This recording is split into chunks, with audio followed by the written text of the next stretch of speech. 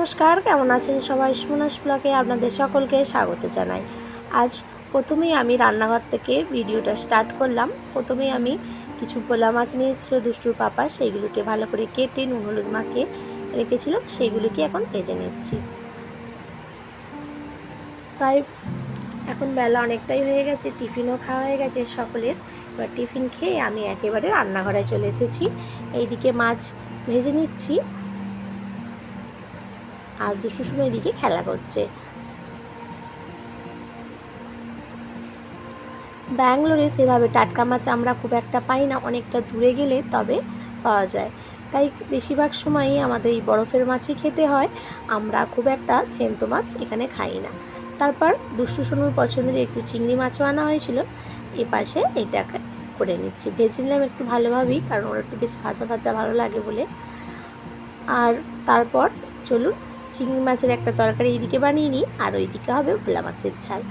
আজ লাঞ্চটা এভাবেই সারবো, চিংড়ি মাছের তরকারি আর ভোলা মাছের ঝাল। প্রথমে আমি এইদিকে চিংড়ি মাছের তরকারিটা বসিয়ে দিচ্ছি, আর ওইদিকে তো মাছ ভাজা হচ্ছে একে একে, তাই এইদিকে আগে তরকারিটা বসিয়ে দিয়েছি। আসলে দুদিকে দুটো করলে তাড়াতাড়ি হয়েও যায়।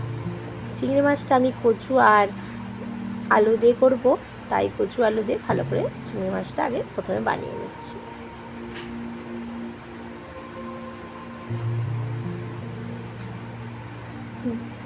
ব্যাঙ্গালোরে খুব একটা মাছ আমাদের খাওয়া হয় না, খুব কমের ভাগই মাছ খায়, বেশিরভাগটা মাংসই খাই। যেহেতু জ্যান্ত মাছটা খুব কাছাকাছি পাওয়া যায় না, অনেকটা দূরেই পাওয়া যায়, সেই জন্য মাছ খুব একটা খাই না, মাংসই খাওয়া হয়। আর দুশোর বাবা সেভাবে কাজের ছুটিও পায় না যে জ্যান্ত মাছটা গিয়ে নিয়ে আসবে। আর কাছাকাছি হলে আমি নিজেই নিয়ে আসতে পারতাম, যেহেতু একটু দূর আমারও সম্ভব হয় না, তাই বেশিরভাগ সময়টা মাংসই হয়, আর আলেকালে এরকম বরফের মাছ খাওয়া হয়। চলুন কথা বলতে বলতে এইদিকে তরকারিটা আমি চাপিয়ে দিচ্ছি, আর ওইদিকে মাছ ভাজাও মোটামুটি হয়েই এসেছে।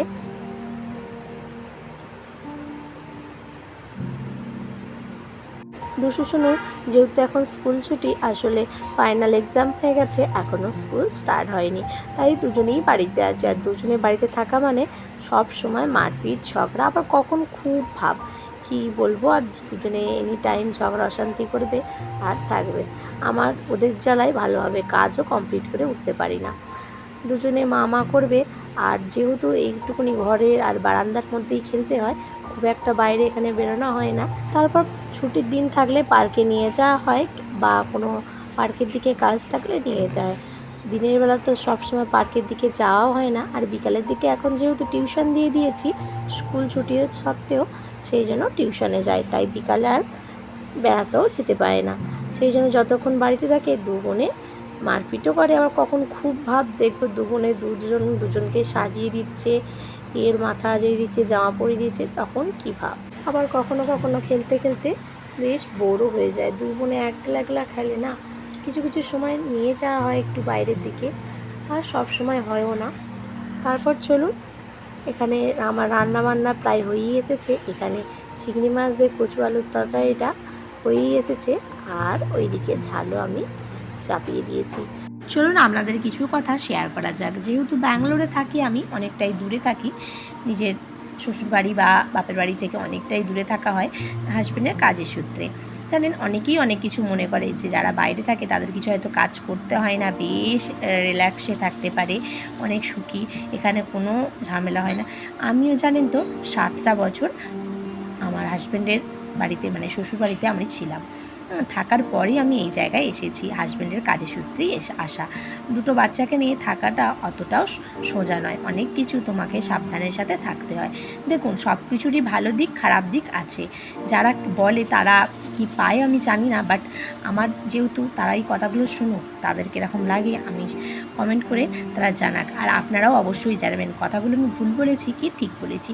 দেখুন, আমি যেহেতু ব্যাঙ্গালোরে আমার হাজব্যান্ডের কাজের সূত্রে থাকি, সেহেতু আমাকে সব কিছুই আমাকেই করতে হয়। হাজব্যান্ড তো সকালবেলায় চলে যায়, আমাকে A to Z রান্না, বাজার, হাট, দোকান সব কিছুই করতে হয়। বাচ্চাকে স্কুল দিয়ে আসা, নিয়ে আসা, টিউশন দিয়ে আসা, নিয়ে আসা, ঘরের কাজকর্ম, বাচ্চাকে সামলানো, সব কিছুই আমাকে এক হাতে করতে হয়। অনেক কিছু দেশে ঘরে মানুষকেও করতে হয়, বাট আমার এই সময় যদি শরীর আমার অসুস্থ হয়ে যায়, এখানে থাকলে আমি কী করবো, কিছুটা সময় আমি নিজের রেস্ট করে নেবো, তারপর নেক্সট আবার কাজ স্টার্ট করব। কিন্তু দেশে ঘরে হয় কি, 5টা মানুষের সাথে থাকতে থাকলে তাদের সময়ের সাথে আমাদের তাল মিলিয়ে চলতে হয়। কারণ 5টা মানুষ একা তো আমি নই, তাদের সাথে সময়ে তাল মিলিয়ে চলতে হয়। তো আমার রেস্ট করাটা হয় না, শরীরটা অসুস্থ থাকলেও আমায় করতে হয়। কারণ একজন করে আর একজন না করলে সেটাও দেখতে ভালো লাগে না। হয়তো কিছু কিছু মানুষের ক্ষেত্রে এটি ব্যতিক্রম, কিন্তু সবার ক্ষেত্রে হয়তো এটা ব্যতিক্রম নয়, আমার ক্ষেত্রেও ব্যতিক্রম নয়। যেমন এখানে থাকলে আমি সময় মতো রেস্ট পাই, আমি আবার পরে কাজটা করতে পারি, যেমন এটা সুবিধা। তারপর অনেক অসুবিধাও আছে। দেশে ঘরে বড় বড় ঘর দৌড় উঠান, সেই সব ঘর মেন গেট লক করে দিয়ে তুমি বাচ্চাকে খেলতে নিশ্চিন্তে তুমি সংসারের কাজ বা আদার্স কাজ তুমি করতে পারো। কিন্তু এখানে তোমার যেহেতু ছোট ছোট ঘর দৌড় বারান্দা, সব সময় তোমাকে নিজের কাজও করতে হবে, প্লাস তোমাকে সেই সব সময় এনি টাইম বাচ্চাকে চোখে চোখে রাখতে হবে। এখানে তোমার দেখার মতন কেউ নেই, এটাও করতে হয়। এখানে অনেকেই মনে করে যে কি না কিছুই করতে হয় না, খায় দায় শুয়ে পড়ে ঘুমায়, কিন্তু আসলে না। হাজব্যান্ড তো সকালবেলা চলে যায়, কিছু কিছু হাজব্যান্ড বাজার দোকান অবশ্যই করে নিয়ে আসে, কিন্তু সংসারিক সব কিছু জিনিস উনি আনতে পারেন না, সব কিছুই আমাদেরকেই করতে হয়।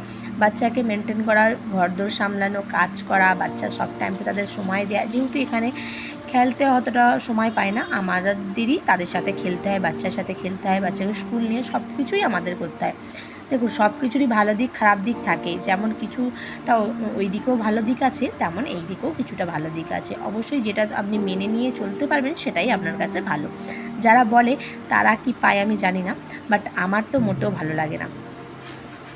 ধরুন আমি ভীষণ অসুস্থ, এখানে থাকার কারণে আমি অসুস্থ হয়ে গেলে আমার বাচ্চাকে কেউ এনে দেবে না। যেহেতু আমার এখানে অনেক চেনা জানা হয়ে গেলেও সেরকম ঠিক একটা ভরসা করতে পারবে। যেমন দেশে ঘরে ধরুন শরীর অসুস্থ থাকলে বাড়ির কেউ বা পাড়ার আশপাশের প্রতিবেশীরা গেলে বলতে পারবো যে দিদিভাই আমার বাচ্চাটাকে এনে দেবেন, তোমার বাচ্চাকে আনতে যাচ্ছ, তাদের প্রতি ভরসা করা যাবে, কারণ ওটা আমার নিজের দেশ, নিজের গ্রাম।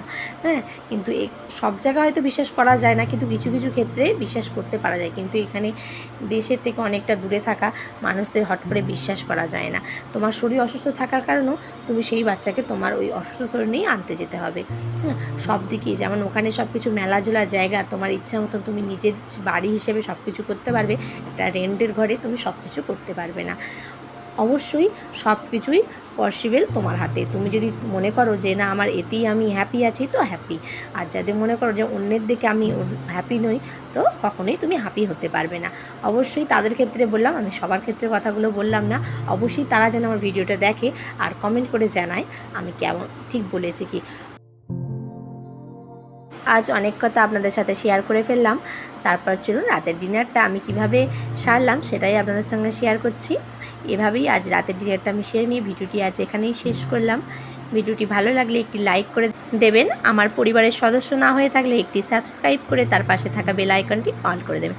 দেখা হবে অন্য একটি ভিডিওতে। ভালো থাকবেন, সুস্থ থাকবেন।